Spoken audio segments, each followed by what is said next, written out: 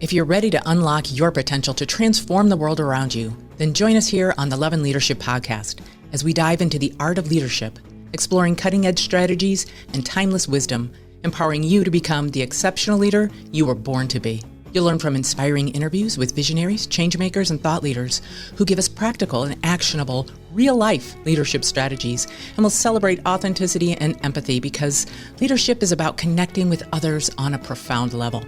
So if you're ready to transform your leadership journey, don't miss a single episode of the Lovin Leadership podcast. Subscribe today for access to a wealth of wisdom, inspiration, and actionable strategies. Let's redefine leadership and create a world where every leader leads with love, passion, and purpose.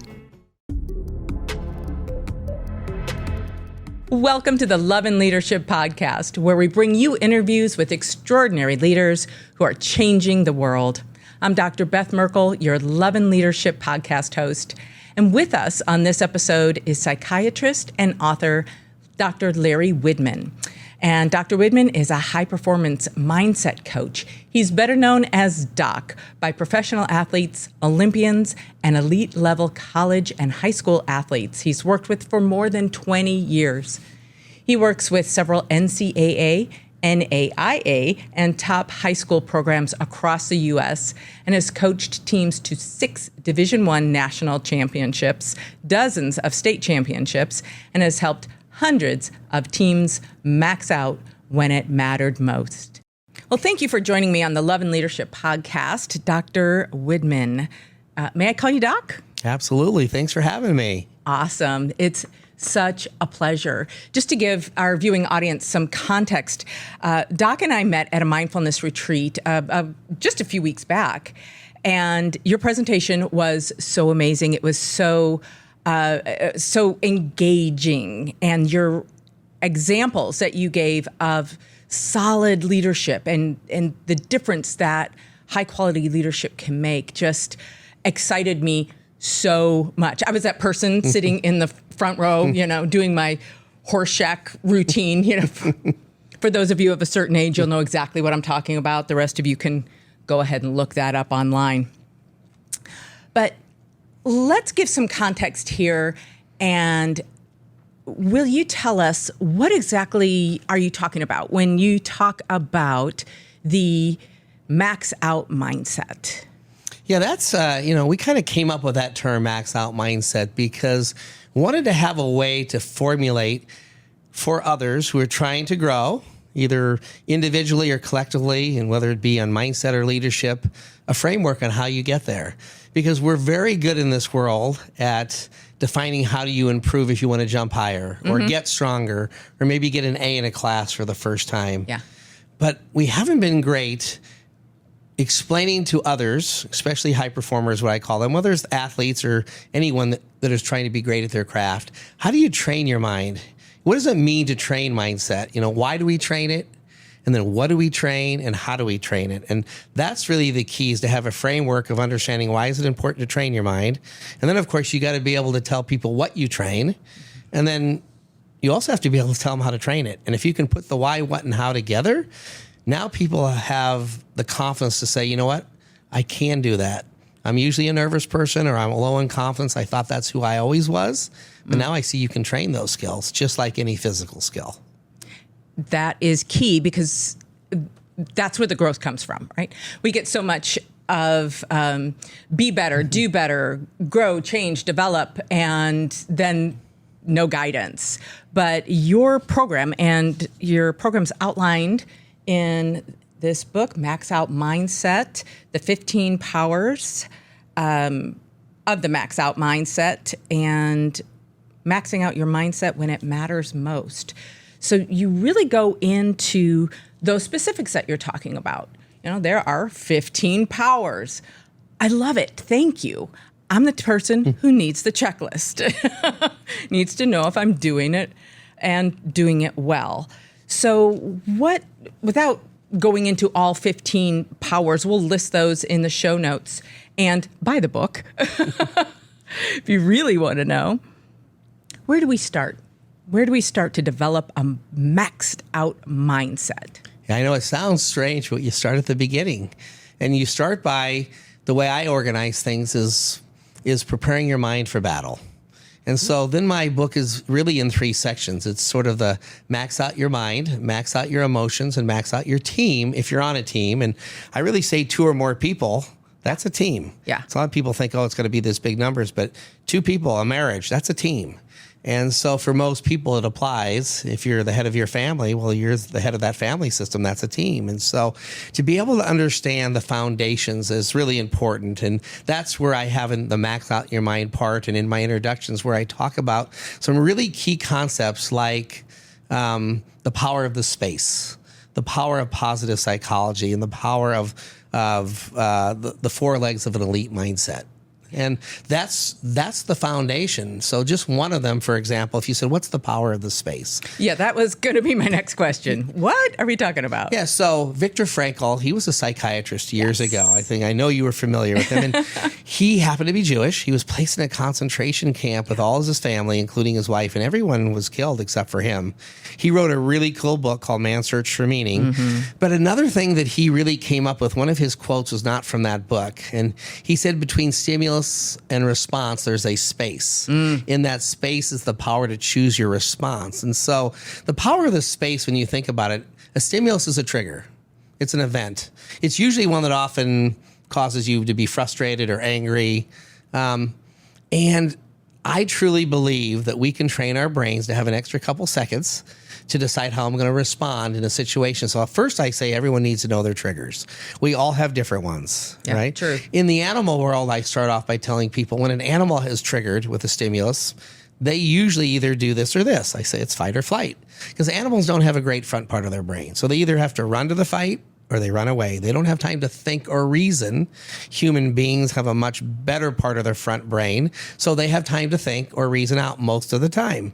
But I always like to joke, but I'm also serious that anyone who has any form of road rage or knows somebody who does, that stimulus of not handling traffic very well leads to a response that's not very healthy sometimes. Right. Or maybe it's a conversation that you're triggered by either on social media or with a friend. And then I always say you have this choice. You can either add fuel to the fire or you can diffuse it. And using mental skills that we train with deep breathing and self-talk, you have this opportunity in traffic, or if someone says something hurtful to you, all right, I know exactly what to say to make them feel really small right now. But did I make it worse? Or did I go, you know what? I'm going to walk away. I'm going to come back and talk to my mom or my significant other or my coach or my teacher when I'm calm. I have a chance to think about how I want to respond. So that's the power of the space is human beings have the capacity to think about and choose their response. And how we choose it has a lot to do with how healthy we are. And that fight or flight's always kicking off in human beings. It could be in traffic, it could be a social media post, it could be a text you got, it could be a conversation you're having. And then that fight or flight system kicks off, you're not really in danger, but all those symptoms of getting uptight and anxious and your heart racing and your blood pressure boiling, if that's going off all day long and you don't know how to manage that, we call that the mind-body stress reaction. And now human beings get sick. When you get to my age or younger even, migraines, ulcers, high blood pressure. But you have to learn to manage your space if you want to be healthy in life. And of course, I work with a lot of high performers. And so same thing. How do you respond to a mistake in a game or when there's a bad call? How you choose to respond has a big impact on how much the next moment's going to be positive or negative for you. I made a mistake. Ref made a bad call. Do I lose my mind or do I get calm and get refocused for the next play? And that's the power of the space. And that's just one example of the 15 powers that we talk about that help a person understand what is it that you can do in your brain that's going to be really important to be healthy in sport and life. And I say life first, actually. And then we get into the powers that help you train your mind individually and collectively and then your team. Now, this is information that I give to my students. I direct a Master of Science in Organizational Leadership program. So my students are high performers. And they're also very achievement-oriented. And I know that when we feel that way, and so many of us do, especially as we're moving into leadership positions or we have greater responsibility, that that is associated with leadership, we really feel that need to deliver. But it's hard to get out of that habit of reaction, right? The road rage.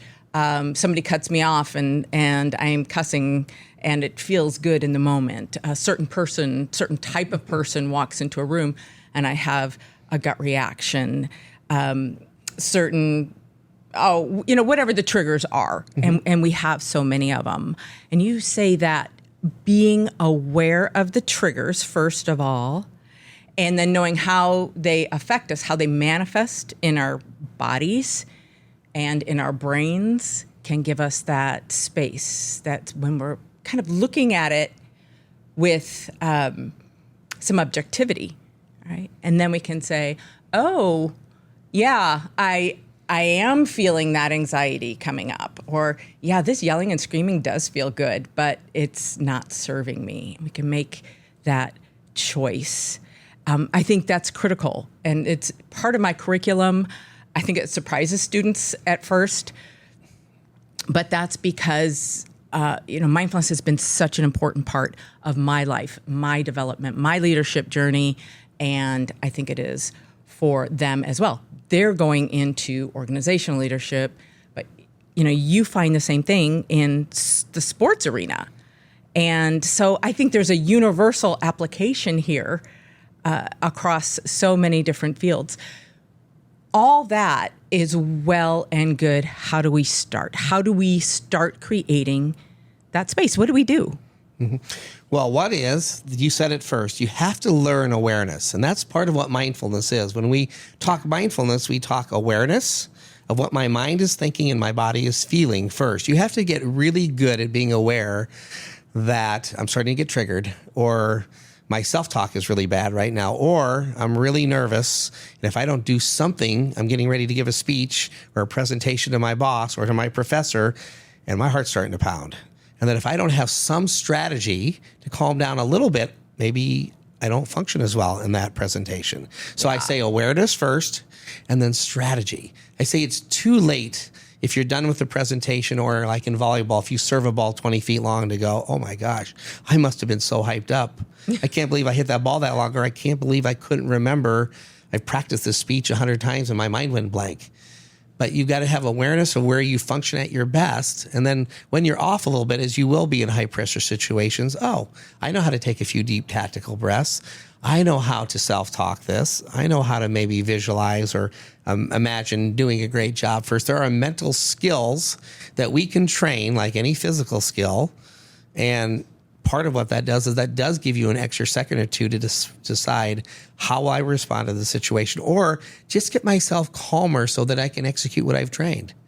Yeah. Whether I've practiced 100 hours on a speech or 100 hours to hit a baseball, but when the pressure hits, can I let my mind and body be in sync so that my training can take over?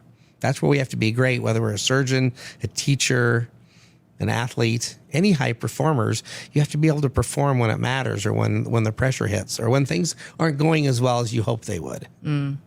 Yeah. I mean, I think this is the difference between habituated reaction. Something triggers me, I'm going to freak out, or I'm going to repress it and implode, which I'm really good at, or a skillful response. And if I'm in leadership and I take that second, whether it's on a academic team, a sports team, a corporate team, it doesn't matter. If I'm in a leadership position, it's imperative that I learn to respond rather than react, because the decisions we make in that moment affect ourselves, certainly, but everyone around us, and we don't know the ripples that they're going to have. So we've got to be able to respond to the best of our ability in that moment, for sure, but to the best of our ability. And remember, that response is primal. That fight or flight is there the reaction. To keep us to survive. Yeah. But sometimes it kicks off when we're triggered by whatever our triggers are, but we don't really need that full response. Yeah. But our body does it But if we can train that response, and it doesn't kick off quite as strongly, it's another thing that mindfulness and meditation does, is it makes that response not so big. It doesn't mean you'll always just smile in traffic if someone cuts you off, but that initial surge of that fight or flight that gets you wound up and angry, it's not as intense, and it gives you a chance to think, is it worth getting that mad right now? Right? Because at the end of the day, as you pointed out in leadership, part of my positive psychology, that power is modeling behaviors. You need to model the behaviors you want for those you lead. And if you freak out under pressure, or you scream and yell at somebody on your senior management team in front of the team, and then you expect your team to communicate in a positive manner, that makes no sense. You got to show them. You have to model the behaviors you want for those you lead. So you've got to be, as a leader, you really have to be in control and aware of your emotions so that you don't blow it. You can, 10 seconds of bad behavior or reactions can destroy trust to those you're leading. Wow. We're getting into so many areas. And we've all had that boss who was reactionary, who, whatever the topic would just explode. I worked in retail 100 years ago, and I had a boss who actually gathered all of us together in a room and just started screaming and said, "You people are so stupid." And I was like, I was flabbergasted. I mean, how do you treat somebody that way? Within a week, I was gone. And I've also had the boss who, as we all have, who said, "Wow, this was not our best moment. Now, how do we move forward? How do we, as a team, make it better? How do we make sure this doesn't happen again?" And the power that has to build esteem, to build confidence, to build trust, all of these things that are so important to team group cohesion so that we can perform at our best. Yeah, I mean, it really comes down to once you form a team, there are common ingredients that elite teams in business or sport do better than others.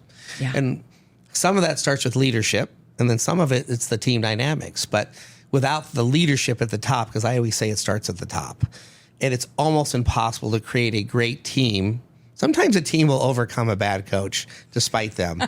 But it's really, really hard, especially under pressure, because you're looking for a lot of things, and you're looking for what I call a healthy mixture of love and accountability, right? That first boss, only accountability, no love. You're gone in a week. You're made to feel terrible. There's no psychological safety, which is a whole other topic. But you don't feel safe in that arena. You don't feel valued. You're gone. You say, I lasted a week. Or you could have the boss who's only about love, and when there are problems, they don't hold anybody accountable. Ooh. Or maybe that top star on the team, or maybe the top person who does maybe the most sales commissions, but they have a lot of bad behaviors. They don't treat people well on the team, and the boss looks the other way.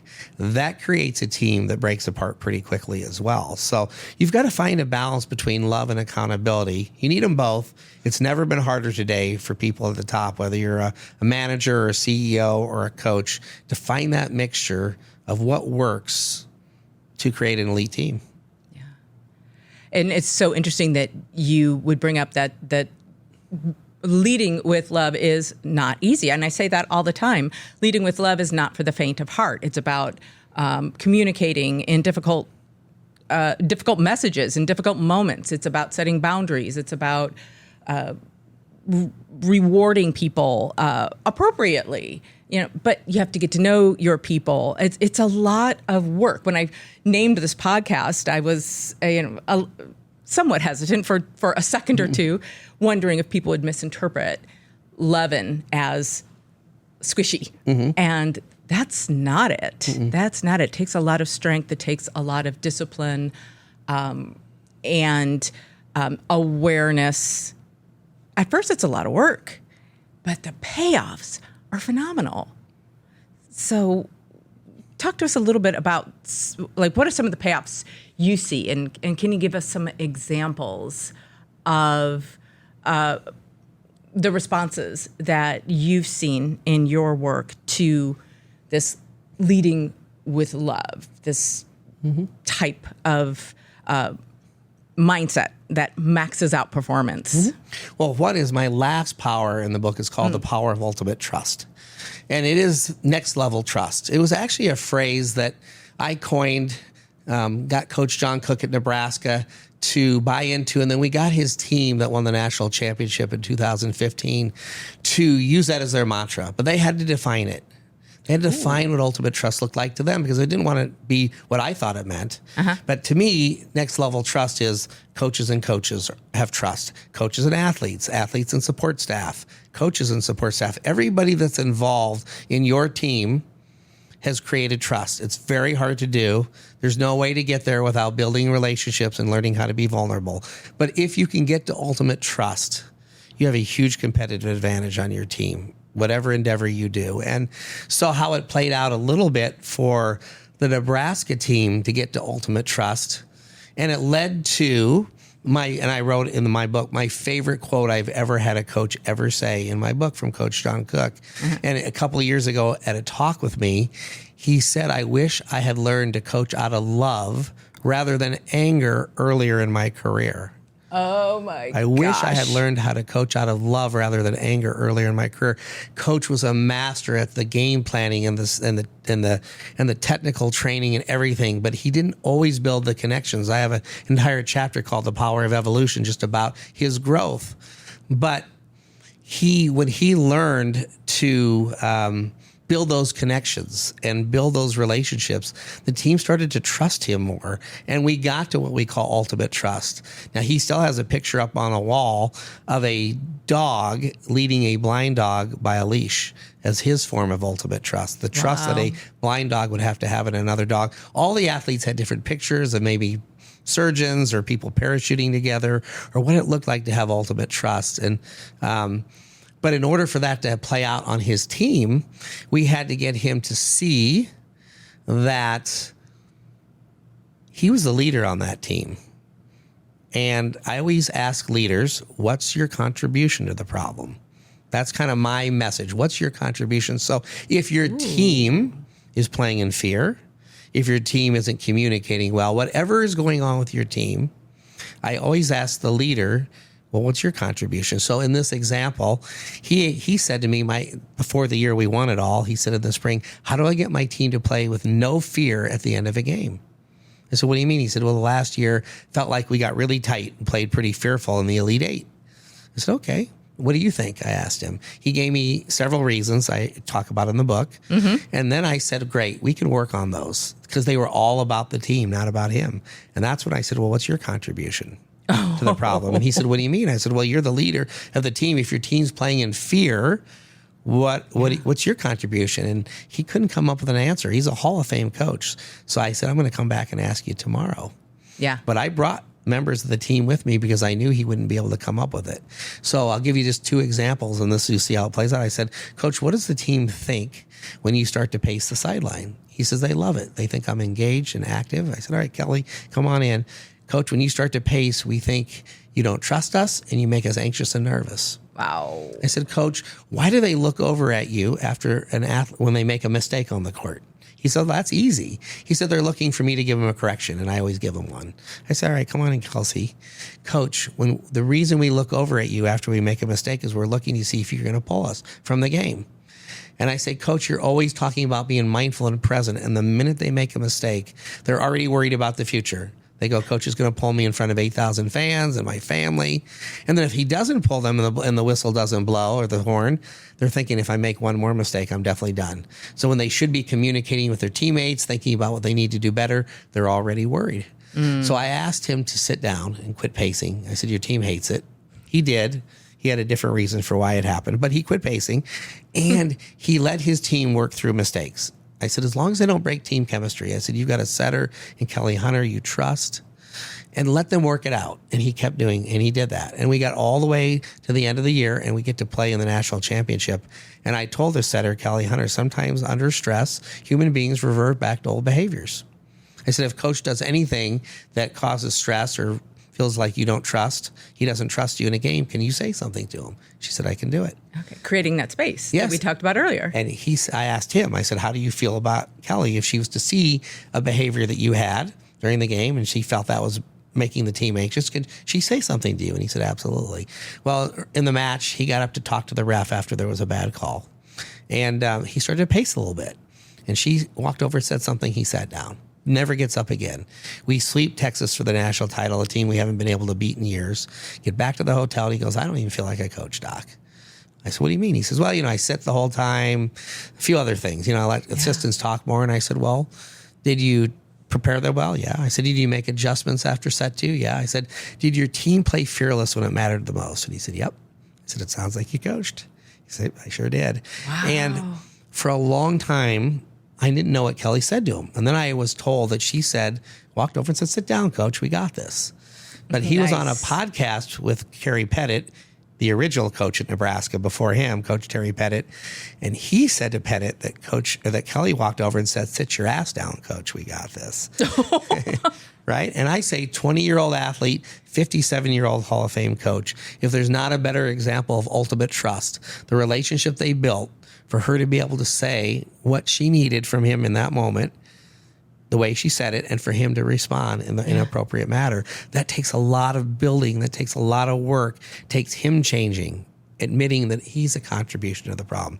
It took her building a relationship with him as a young person to have the courage to say, Coach, I'm going to tell you what I think we need because I'm doing what's best for our team. And that's a long-winded story, but it's one of my favorite ones that talk about ultimate trust and one I think people could relate to.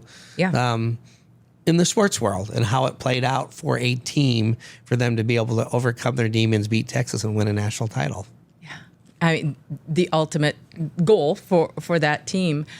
And I love the parallels here to my understanding of leadership. I always encourage my students again and again. We talk a lot about trust. It's imperative to the topic, right? Mm-hmm. So the question is, are you trustworthy? Oh yeah, I'm trustworthy. I love my people. I am reliable. I do this, I do that, the other thing. And so therefore I am trustworthy. Mm-hmm. I said, well, how do you know you are being perceived as trustworthy? How do you know your team feels that you're trustworthy? And sometimes there's a big disconnect there. Have you asked? What is your accountability? Not just to say, well, this is my perception of being trustworthy, so I'm going to do these behaviors, pace on the sidelines because that's what coaches are supposed to do, lead a meeting without a lot of interaction because that's what leaders are supposed to do. And what it really is doing inadvertently is undermining that trust. So how do we as leaders, I'm going to go on the assumption that we all feel like we're trustworthy leaders. How do we find out if we really are? How do we know? It's a big challenge because in an unequal relationship, how often does the person you lead have the courage to tell you that you're not trustworthy? Yeah. So it has to be about building an appropriate relationship. It's all about the relationships and then having certain behaviors that create that. So a couple others that I have. One is consistency. Is one of my elite leader ingredients. Coach Kirsten Bernthal Booth at Creighton. Nobody better at building trust on a team than I've ever been around. And part of the reason is that she's great with a healthy mixture of love and accountability that I told you about. But another thing she's really great at is being consistent. And what I mean by that is, of course, we're all human. We all have our ups and downs. But you can't be happy coach or happy boss one day and then jerk boss humiliating somebody in front of the team the next day, and where people never know what they're going to get and they're walking on eggshells. So if you're consistent in your behaviors or even consistent in your consequences, meaning, well, I said this is what's going to happen if you're not on time, and you give a consequence to maybe somebody lower down on the totem pole on your team, but one of your stars is late and you ignore it. Ooh. You want to talk about breaking trust on a team. Yeah. Set a tone of what's going to happen if somebody doesn't follow that behavior, and then don't be consistent about how you dole out the consequence.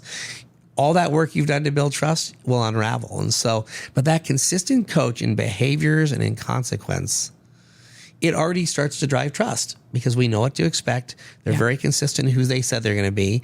They do what they say. And then you combine that with understanding and your awareness of I contribute to every problem on my team and everything good on my team I usually contribute to. And you start going down the list and go, how do I build a great team? I build relationships. I build trust. I'm consistent. I understand my role of anything that could go wrong and so forth, and next thing you know, the outcome is trust. You don't even have to ask. But if you don't build what I call psychological safety, right, and that is the definition of that is feeling safe and being willing to be vulnerable in front of your team, right? Well, that takes a lot of work.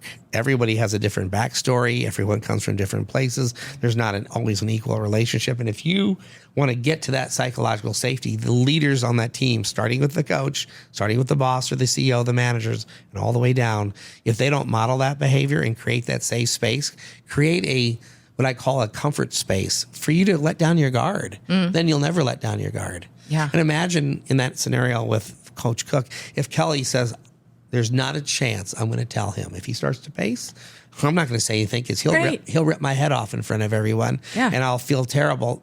I'm not saying a word. Then when the behavior happens, we don't help it. They built the trust. He accepted, and she knew that if she said something, she wasn't going to be humiliated in front of him, and he would follow through. That takes a lot of back work to be able to have that final, especially in an unequal relationship like we're talking. Athlete, coach. Worker and boss. Power differential, for sure. Manager and CEO. I mean, unless you're the final person, and even you usually answer to a board. Yeah. Everybody is in a leadership role or a follower role. And most people are in both. Even the CEO of a company follows the board, so to speak, right? Or, whatever it may be. And so you've got to understand that dynamic and be able to work on it and be able to shift based on whether you're the leader or the follower and what your role is to help a team get to ultimate trust. It's not just the leader's responsibility, it's the team itself. They have to do their job. Right. And it gets really fun when that happens, but it's simplicity. You've got to build deep enough relationships and build that psychological safety that you're willing to share what you're thinking and feeling because the person that you're telling it to isn't going to humiliate you or embarrass you or shun you or because you told them the truth, punish you somehow. Punish you. Yeah. If that happens, now you've broken. Now the next person is never going to say anything to the boss. So it takes a lot of work to get to psychological safety. And the only way to get to ultimate trust is to create a safe space within your team. Wow. There's a word that just is flashing neon in my head, and that's vulnerability. Traditional leadership says leaders are not vulnerable. High achievers are hesitant, just struggle with this idea of vulnerability. I will, always be the best in everything. But you dropped that word a couple times as you were talking, and you have a section in the book about vulnerability. It's a topic that is a big part of my curriculum. What about vulnerability is important to this psychological safety and this trust that ultimately results in high performance? Well, one is there's no psychological safety and no trust if you're not willing to get vulnerable. Now, sometimes you're kind of going in sync, meaning, well, I've got to take a risk to be a little bit vulnerable, even though I may not fully trust in this moment, depending on my backstory that's so scary. and my life, right? But there's different levels of vulnerability, right? Some can, and we all know people that within 10 minutes, they've told you way more than you want to know about them, right? The oversharers. And then there's a lot of people who it takes a long time because they've had a lot of people break trust in their life in a terrible way, and they're guarded, and it's hard to let their guard down. So it's not going to happen equally. But what's cool about vulnerability, and we talked about Brené Brown. She's the guru. Her TED Talk, The Power of Vulnerability, is the third most watched TED Talk in history, over 50 million views. And now she's all over the place, but she's a superstar with vulnerability and trust. Right? Both those. She has a talk on her website called The Anatomy of Trust, which is just awesome as well. As how she defines what trust looks like. She breaks it down for people. Yeah. But vulnerability is so important because, and this is more her, I mean, I'm stealing from her, but what I love about it is if nobody wants to be vulnerable. Well, most people don't want to be vulnerable. It's hard. It's uncomfortable. Makes you anxious. Yeah. You know, It's so scary. It's just right. Like anything else, if we can get to the why is it important to train mindfulness? Why is it important to be vulnerable? The reason why it's important is a couple things. One is you can't get to trust on a team without it. But more importantly, what really hits home with leaders is that, as Brené says, that as human beings, we're pretty quick to numb our emotions that we don't want to feel. We numb our emotions. We numb it with all kinds of vices, right? We know all the vices, right? Drinking and taking pills and eating and, spending money. There's all kinds of things we do when we don't want to feel something to numb it.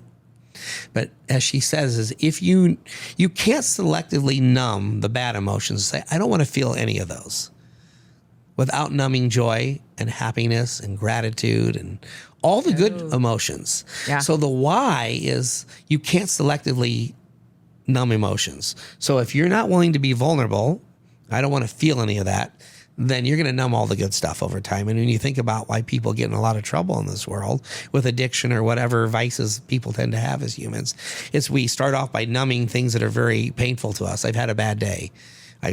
Painful divorce or a breakup or disappointed I didn't get the promotion. And I go have a few drinks to not feel what I'm feeling.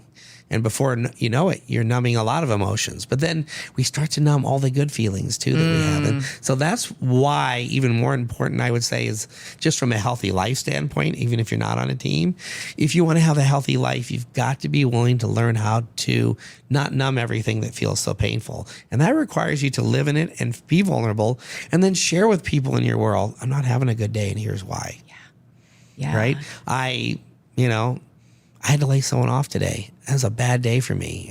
I just got laid off. I got some really bad news health-wise, or my kid's really struggling. To be able to share that with your team as a leader is very powerful. Now, as a leader, we may not be able to share exactly what the team can share with each other. If you're a 50-year-old coach, you might want to not tell your 20-year-old team about the painful divorce you're going through.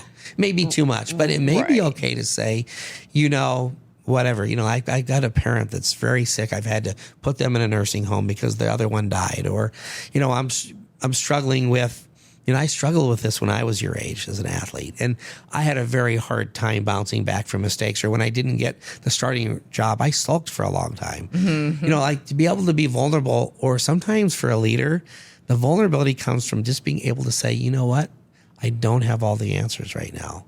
I don't know that answer. That's a tough one. But I'm gonna go find it out. Right? Or I actually don't know either. I don't know how this is gonna play out. Yeah. We're gonna live in this space together, but I can't promise you that I know the ending. That's vulnerable, because instead of always acting like you got the answers, but when you really don't, and it's okay to let your team understand, we're gonna go through a stress point right now.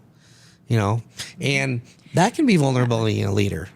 And give other people the opportunity to rise to the occasion, right? It's, I find, through my leadership journey, my personal development journey, and it's been years and it's been a steeply uphill battle. But those times when I gave up this sense of I have to be perfect, and just said, I'm not, and here's what I'm struggling with. And as you said, not the gory details, but a basic truth that other people are so grateful that A, for the trust, and B, for allowing them the open door to do what they do well, to fill in this space where I can't perform well, but they're going to step in and do what they do well, and will still have high performance as a team. But without vulnerability, that doesn't happen. You have to ask for what you need, even as a leader. You have to inform your team what you don't know. And then let's find out together. Or I'll find out and I'll get back to you to develop that trust. I'm new as a leader on this team. Yeah. And I didn't handle that situation the way I had hoped to. But I'm going to handle it better next time. Yeah. I wish I had handled that better, but I'm learning too. And yes, your guys are completely right. I kind of blew that. It's okay to tell that, to be seen and to be able to say that. It doesn't make them look at you and go, oh, wow, weak leader. It goes, wow, they're human. They admit to their mistakes. They said they're going to help find the solution, right? You can't just walk in and go, we're all going to die, right? Like there has to be a plan in place. Like even if I'm not sure, we are going to find a solution here. But it requires a little vulnerability that I don't have all the answers. Ooh. I did make a mistake there, but it gets to that heart of perfectionism, which most really high achieving people have an element, if not a lot, of perfectionism. But I always say we got to learn to manage the costs of perfectionism, because the costs of perfectionism lead to joylessness, to burnout, and to being emotionally distant from people. But if you don't learn how to manage the cost of perfectionism, you can't take advantage of the benefits of perfectionism. It's a big struggle with high performers I'm around, this need to be perfect. And if I'm not, the world is crumbling around me. When it's not. It's not. You just have to figure out how to be good enough and be consistent over a period of time. And the rest works itself out. But it's a process that people have to get to. But who's going to get there if you can't ever tell anyone anything less? I need everyone to see me as perfect. Now you're drowning. Yeah. And now you don't have other people help you with the solution, because you don't want anyone to see you as weak when it's not weak. It's human. And to be seen in a healthy human way leads to this chance to being a great leader. Without it, it doesn't mean your company or your team won't do well. There's a lot of factors that have teams perform well. But if you want to be a team that maxes out and is elite, and that has people rarely leave due to work, to burn out, and would prefer to stay here, you better be a leader that is able to show appropriate vulnerability as a leader and build those relationships so there is a psychologically safe place to get to that ultimately gets to ultimate trust within a team. And if you have ultimate trust on a team, you got to just look at the stats. The number of people who quit, way down. The amount of money that people make goes way up. The number of sick days go way down. Because when you're on a trusting team, you kind of want to be there. And more importantly, you don't want to let anyone down on your team. Right. Your engagement, your investment, your personal investment in the team involvement. So, yes, it's so... Is it counterintuitive? Is that the word? Maybe counter-conditioned, where vulnerability is powerful if it's not overdone, but if it's used well, as with any of our leadership skills. And I frequently ask people that I coach or that I teach to reframe this idea of what being vulnerable is from... I'm disappointing my team, I'm disappointing myself by admitting to this weakness, to, first of all, that's between you and yourself. Figure that out. But let's reframe that and look at the other side of that coin and say that by admitting this vulnerability, I'm opening the door to opportunity to people around me to show what they can do, to step in to a role. It's empowering as well. And so that leads me to a topic that just absolutely enthralled me with your presentation the other week. And that is the power of self-talk. So talk to us about self-talk and what are common phrases and words, common ways that we use self-talk, and what are more productive ways that we might use it in a leadership role. Well, self-talk is a mental skill. It's one of what I call my building blocks of an elite mindset. There's goal setting, self-talk, arousal, control, mindfulness, and visualization, imagery, mental training. All those kind of things lead to what I call training your mindset, so you're confident and you're calm and focused. But self-talk, by far, is the number one thing that high performers struggle with, especially females, but males do too. It's not even close. One thing is most people don't know, is we have about 50,000 thoughts a day. That's crazy in the research. But when they study the average person, 3-to-1 negative to positive. We have way more negative thoughts than positive. You can learn to flip the script by training your mind with self-talk statements and being aware that my self-talk's hurting me right now. You want to know the number one phrase that high performers say to themselves when they feel down? It's not even close. I suck. Oh. Yeah. I'm no good. I don't belong here. When are they going to, then it gets into all kinds of things, I'm not good enough. I'm not strong enough. I'm not believable. I don't know what I'm doing. I'm in over my head. And it's amazing how quickly our brains, when we're high performers and perfectionists, go to very negative self-statements. And it can be crippling and it's exhausting. Crippling, yeah. It's crippling and exhausting, and it's hard to perform well. I always talk awareness and strategy. Awareness that my self-talk right now is hurting me. Strategy to replace it. Most people aren't even aware. Like, they don't even know until they really are asked about it. Like, wow, I really do say a lot of bad things to myself. Yeah. So one very simple strategy that I love a couple athletes and high performers have shared with me is learn to talk to yourself like you would a good friend. If you wouldn't say it to a good friend or a family member, why would you say it to yourself? Right. Why would you say to yourself when you're struggling in a drill in sport, I'm suck, I'm no good, I'm terrible? So if your teammate was struggling in that same drill, I've said to an athlete, is that what you would say to her? You suck? You're no good? She goes, no, I would never say that to a teammate. My teammate would say, hey, you got this next one, or hey, hold your arms a little tighter. So I said, so your teammate gets a correction and positive words, and you just cripple yourself. And, and athletes will say to me, when I learned to talk to myself like I would talk to a teammate or a good friend, it changed everything. And I've had that. So true. And so that's a big foundation for me, is being aware of what you say to yourself. And does it help you or hurt you? If it hurts you, let's replace it. You can only replace it with either positive mantras, or motivational words or performance words. And I talk about them all in here, but a lot of times we just have to have a power statement. I'm good enough. I'll get through this. I can do it. Sometimes it's honestly as simple as I can versus I can't. And I always tell people that I love it when they use the word yet. High-performing females and males say things like, I will never figure it out. It's too hard. And instead of saying I'll never figure it out, say I haven't figured it out yet. Yet implies two things to me, right? It implies, one, I will figure it out. I just haven't figured it out yet. And I'm also willing to ask for help. So if I can't figure it out, I'll figure it out by getting experts to help me. But I always talk about why that's so important, because we talk about grit a lot in my world. A gritty person, a gritty performer bounces back. They handle adversity well. They grow through failure.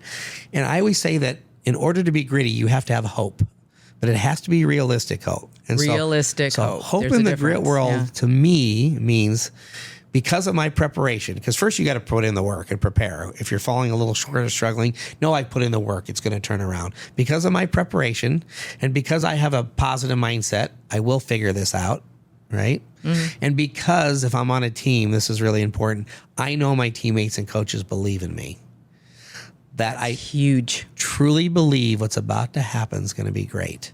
Even if what just happened wasn't so great. In sport, I just made a terrible error, right? I've got this next one, right? And I said something, that I wish I hadn't said in that meeting. You know what? I'm going to be better next time. I know what I'm going to say next time. Like, you have to believe that what's about to happen is going to be great in the grit world. If you want to be gritty and bounce back, even if what just happened wasn't so great. But it requires the right preparation, the right mindset, which is self-talk a lot of times. And it requires knowing your teammates and coaches have your back. And so you've got to come up with phrases that work for you. A lot of people can't tell themselves, I'm great, I'm a hard worker. They go, that's bragging. But they can't tell themselves, I put in the work. I deserve this. I belong here. I will figure this out. I am good enough. And so you've got to figure out, do you use positive words, or some people use motivational words? I can't wait to show my boss, that they overlooked me last time. I can't wait to show them how much I put in the work here. Motivational words, like you're nervous to give your presentation. Now you're doubting yourself and, oh my gosh, should I do enough work? I can't wait to show them what I'm about to present. That's a positive mantra, a motivational word that gets you fired up, or a statement. And then performance words are more related to the sport. But even I've had a CEO come up with their words, meaning he told me in the big meetings, sometimes I lose my focus, I interrupt, or I get really wound up when someone says something I don't like. So this CEO reminds himself to be calm, to be mindful, to breathe, and to be patient. And he'll repeat those words to himself a lot of times in a meeting to go, I just need to be calm. So that he says a lot of times, I will break trust in this meeting because I kind of get mad out of the blue and then I say something and I hurt someone's feelings. I've got to be able to be patient in those moments. I get it. And so even the high performing business people will come up with 2 or 3 things that we come up with to go, what are your keys to having a successful meeting? This is the biggest meeting of your year. What gets in your way? Well, what gets in my way is when I lose my calm, when I lose my focus, and I start getting on my iPad and people can see that I'm typing or something, or if I, get angry.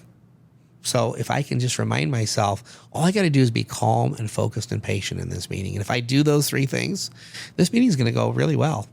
And sometimes we got to remind ourselves because we get triggered and we're like, my initial response would be to lay into that person for saying something that was out of context, or I'm going to let them finish and give their opinion, even if I disagree. Oh, that one's tough. So it's tough, right? But yeah. But if they can have enough awareness to go, when I interrupt, all I do is break trust with that person, and then no one else wants to give their opinion. So you got to have this awareness of what's my contribution to this. But again, your self-talk words can be very powerful in here.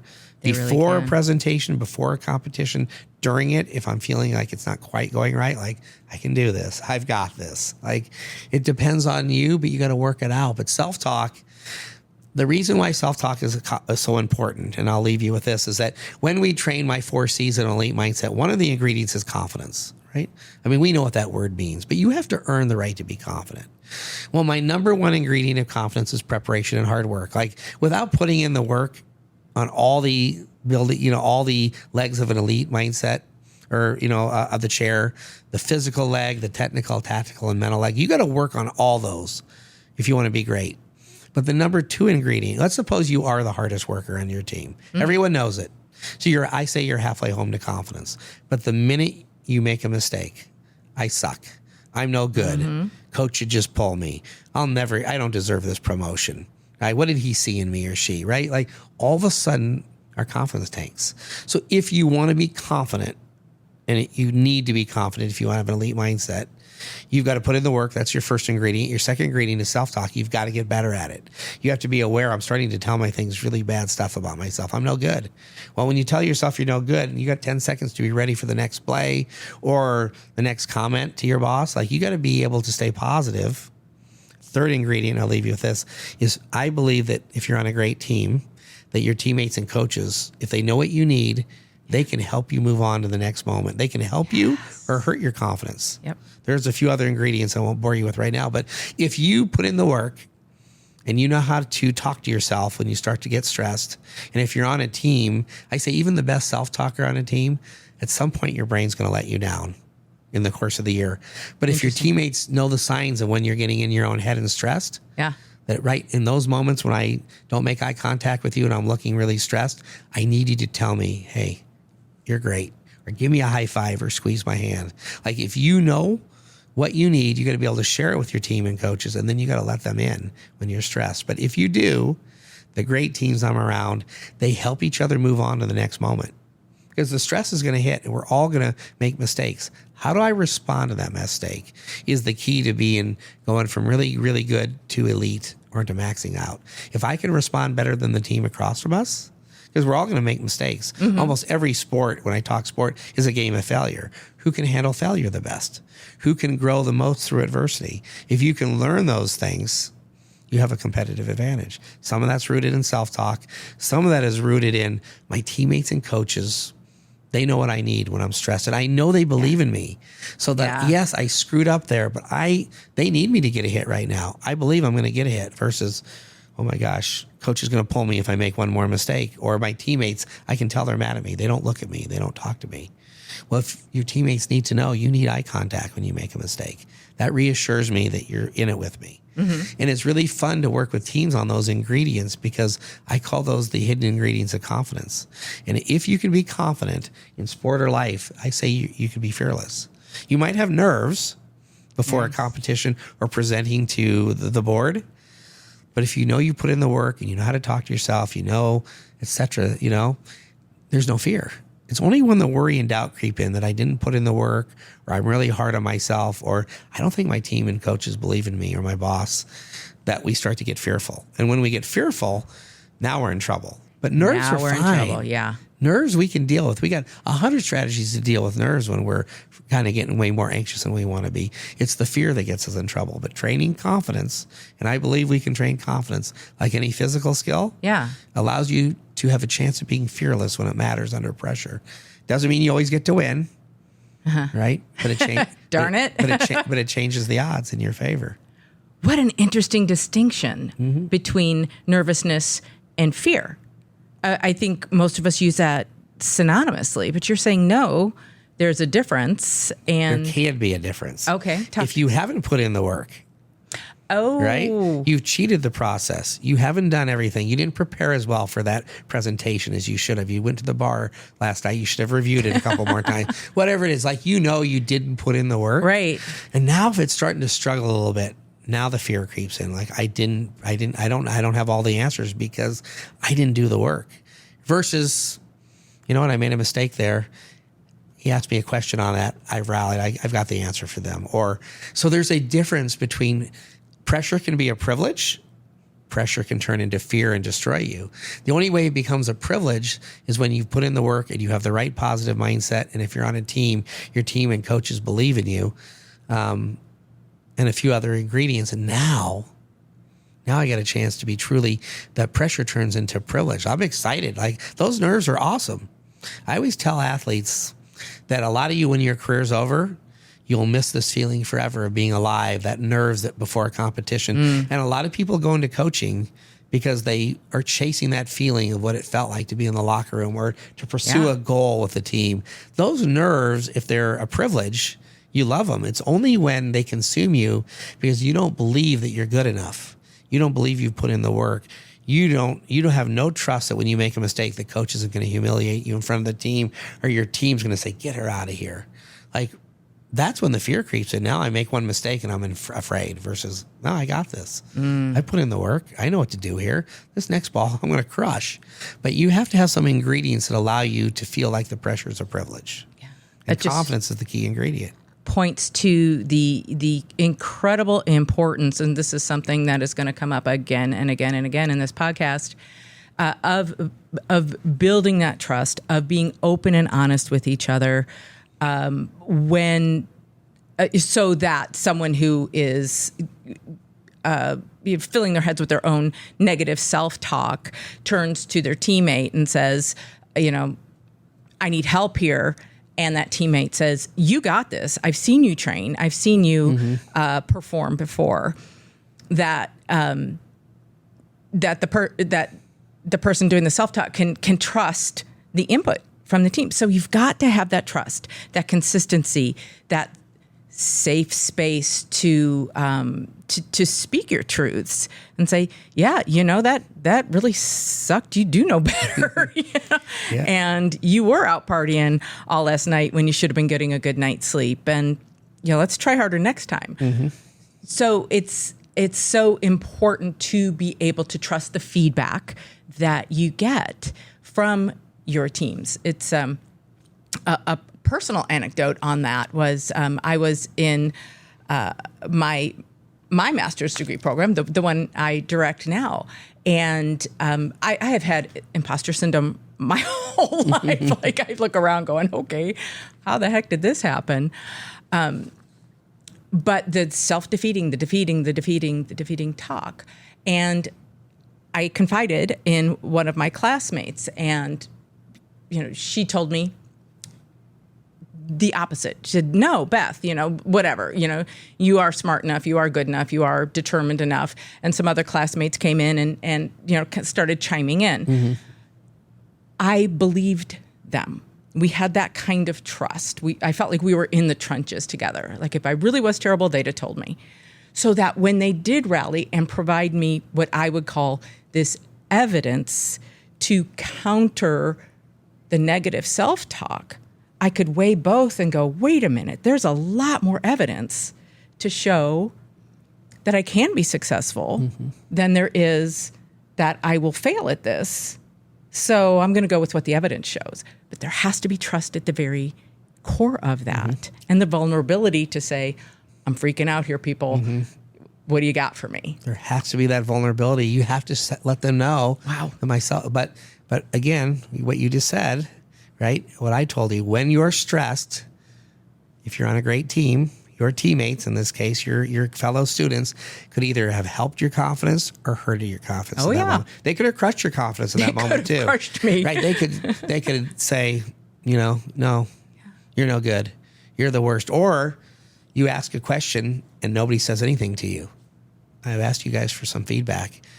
You're giving me nothing. Oh my gosh, you must really think I am bad. They all look down when you say, well, tell me the truth. Do I have what it takes to be successful? And everyone looks down. No, but right? Now you're thinking, right? Or you ask the question in the heat of battle and maybe they didn't hear you. Yeah. And a lot of times they're in their own head themselves. Now, in this situation, not. But sometimes someone else is in their own head and you're like, they're mad at me. And they're not even thinking about you. But you got to be able to check it out with them. Like, hey. Got to be able to check it out. And you got to let them know, hey, my self-talk is really bad. I really say some terrible things to myself when I'm stressed. You guys might not know that about me because you always think I'm the confident one. But when something doesn't go my way, I really beat myself up. And I can't get out of my head. And I need you because you're on my team. When you see me get like that, I need this from you. Because a lot of times I can get out of my head. I'll give you a quick, funny example. On a team, one of the athletes said, I'm really good at getting out of my own head most of the time. You can tell because I smile and make eye contact. If you see that I don't, I need you to call me Taylor Swift. And the whole team broke out laughing. And I'm like, all right, let's hear her out. Why? She says, because I have a phrase that I use a positive phrase that I use. She says, it's shake it off. She says that's one of Taylor Swift's most popular songs. Okay. So she says, Funny. if I'm not shaking it off, because I usually tell myself to shake it off, if I'm stuck, if one of you call me Taylor Swift, it will get me out of my own head and remind me to shake it off. And so once they got done laughing, I said, your job, right? We're trying to move on to the next play better than everyone else. And if one person is stressed on the court, the whole team is stressed. So your only job is to be aware of what it's like when she's stressed. Not making eye contact and smiling means I'm stuck in my head when I make that mistake. I didn't move on. One of you guys need to rally. Hey, Taylor Swift, whatever you want to call her. You might think that's funny, right? But it's a really easy cue for her to reset. It works for her most of the time. But when her brain fails her, she's got a teammate who can get her out of her head. Right. You can either help her confidence in that moment or hurt her confidence. Yeah. And you saw it play out, which I even loved, to be able to say during your masters, while you were working on things and you had self-doubt, and you're starting to beat yourself up, you were vulnerable enough to tell a teammate, and then you got the rest of the team to rally around and help you with perspective. Yes. Go, yes, of course I've earned the right to be confident here. Yeah. I have put in the work. I am good enough. You couldn't do it for yourself in that moment.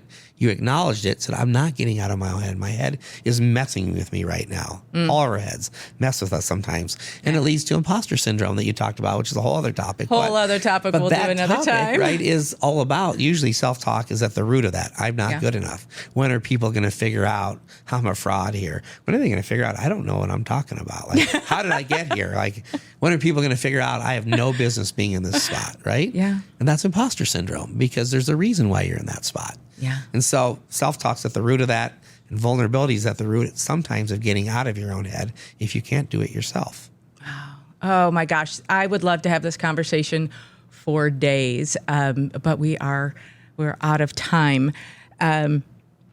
So I love what we talked about here, the power of vulnerability, trust, and the safety that we can create as a team member and in particular as a leader. We have to create that for ourselves and for our teams to get the maximum performance from self and others. And if you want some more detail, some amazing insights, go out and get Dr. Larry Widman's book, Max Out Mindset.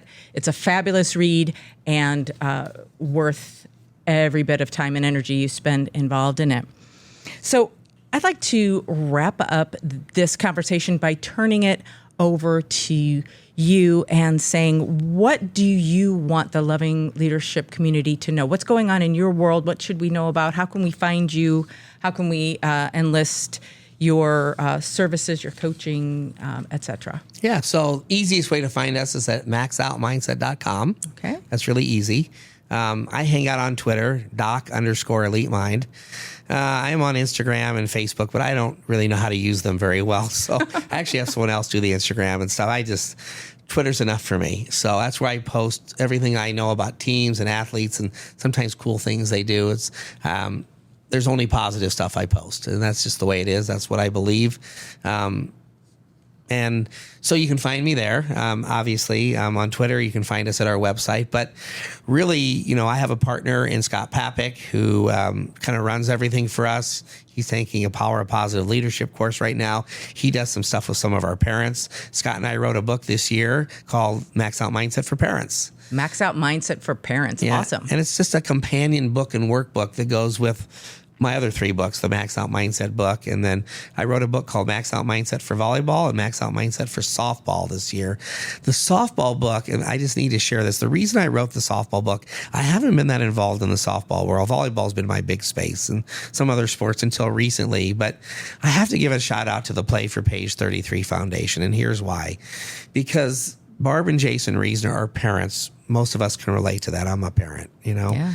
And their daughter went to Scott Catholic last year, and she was a softball player there, and she ended up taking her life.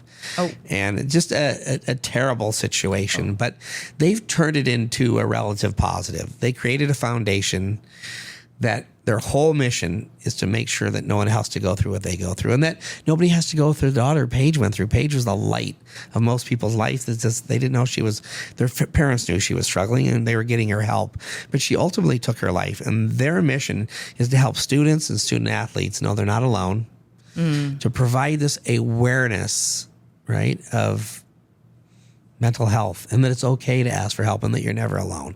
And they have and so their foundation is really cool. So my book about the softball was written in honor of their daughter, Paige, dedicated it to her and to them.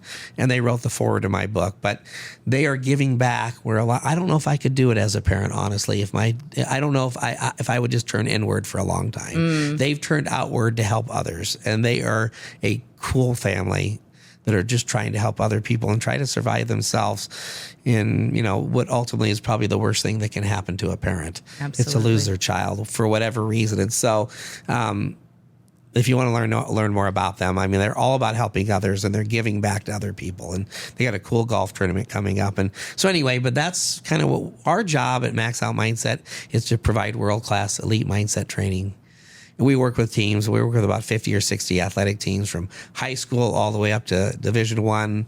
Work with some professional athletes. I've got a professional beach team that Taryn Cloth and Kristen Nuss right now, if things don't change, they're the number. They'll be in the top 2 to go to the Olympics for America next year. So got a cool gymnast in Lexi Zeiss who just won a gold medal at the World Championships trying to make the Olympic team. But we have got cool high school teams all over the state and over the country. Cool college teams all around from NAIA to Division I, and we're helping them try to max out through the things we talked about today. We do a lot of talks for businesses too, trying to help them understand, or like what I did for the mindfulness retreat, just to give a nice overview in an hour or 2 or 45 minutes, whatever they need, on, what are some of the things that we can start to think about to create a healthier environment within our team or ourselves or as a leader, to max out in sport and life. Although I always say life's more important than sport. Well, yeah, we do have to prioritize the way we live. So we will have all of the information about how to contact Larry Widman and get in touch with the Max Out Mindset crew on our show notes. And at this point, I'd like to say thank you so much for tuning in to the Lovin Leadership podcast. And I hope what we've talked about today will inspire you to lead with love, to max out your leadership mindset, one Lovin' Act at a time. I'm Dr. Beth Merkel, and I can't wait to connect with you again on the next episode of Lovin Leadership. Thank you for joining us on this incredible journey we call Lovin Leadership. Now it's time for you to take action and unleash your true leadership potential. Here are 4 easy steps you can take today. Number 1, subscribe. Hit that subscribe button. Number 2, share. Share the love with your friends, colleagues, and fellow leaders. Number 3, connect to our Lovin Leadership community by clicking the link below. And finally, take the knowledge and wisdom that you've gained from this podcast and put it into action. The Lovin Leadership podcast is more than just a podcast. It's a movement. Together, let's rewrite the leadership narrative and create a world where love, passion, and purpose thrive. I can't wait to see the incredible impact you'll make as a Lovin leader. Stay tuned for our next episode, and until then, lead on with love.